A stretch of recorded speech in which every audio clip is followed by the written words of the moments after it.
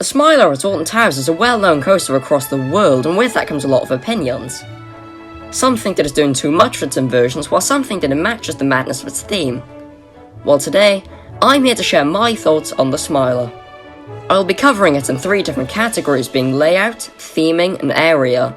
Each of those categories I'll give a score from 1 to 10, 10 being really good, and 1 being infusion. Sorry, wrong park. At the end of the video, I'll add up all the scores to give it its final score out of 30.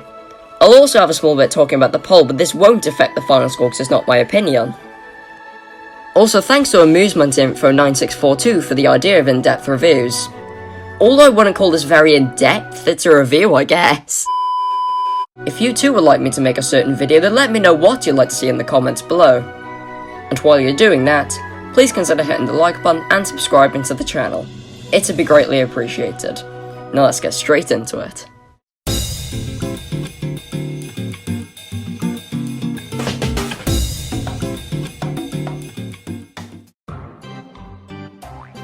I think it's safe to say this layout is an absolute marvel of engineering, with the fact that they fit 14 inversions into such a small space, and with a height restriction. Not only have they done that, but they've gone as far as to use it to their advantage.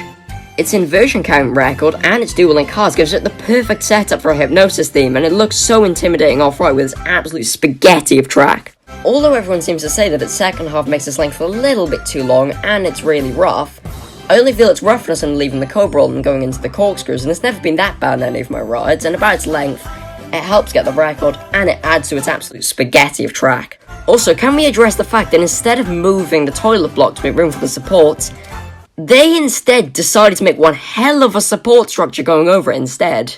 I am telling you now, I am not making that in Planet Coaster anytime soon. On the topic of supports, did you know that Alton Towers accidentally misplaced one of them? You can still see where it once was today. If you ever enter X Sector when you go, then take a look.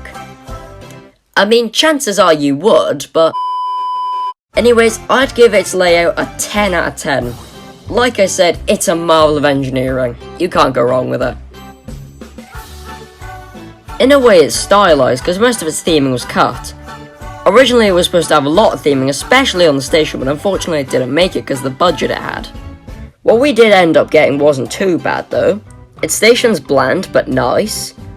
Its queue line's very long and it's under the track, making you feel more anxious the more it goes round and round. The projection room is such a little detail, but it's so cool. Aside from that strobe effect, Jesus Christ, the dispatch effect saying join us is personally what I think is the best dispatch effect on any roller coaster I've ever been on.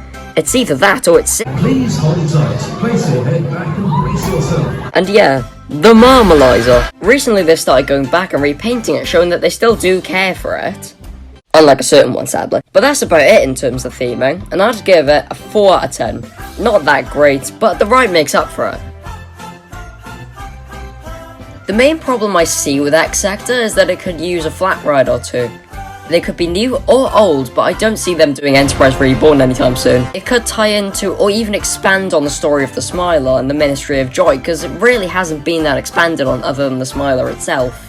Something a bit like Subterra, either that or Retroscore 2.0. Other than a lack of flat rides, X Sector still has a lot to offer, like Buy the Smiler, which is a shop, an Oblivion arcade, toilets, like I said earlier about the strange support structure, and a lot of food options like Just Chicken and its newly added Exposition Food.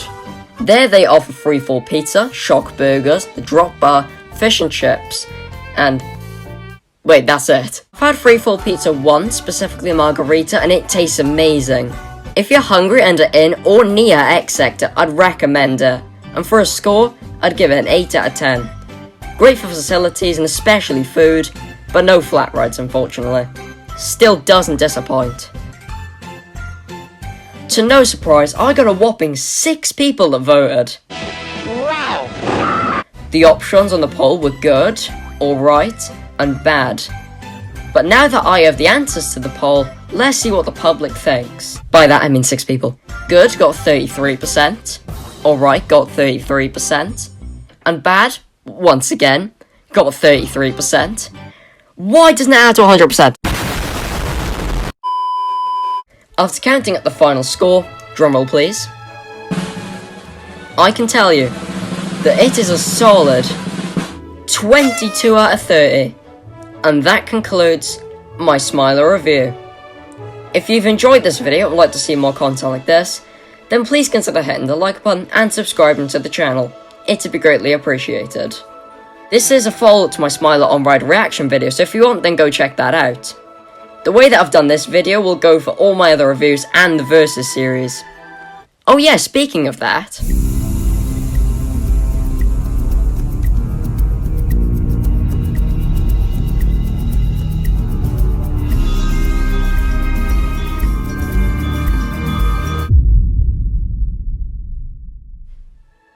But for now, goodbye.